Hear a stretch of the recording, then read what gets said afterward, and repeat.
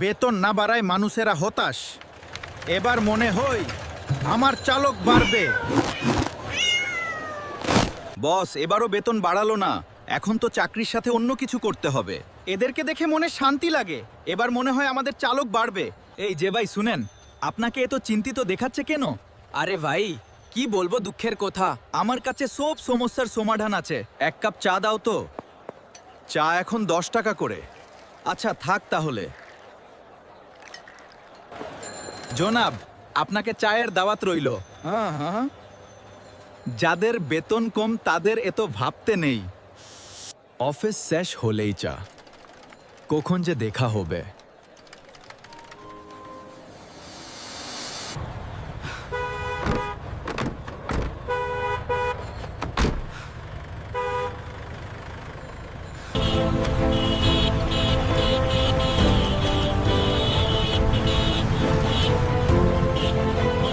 দিন কেমন গেল?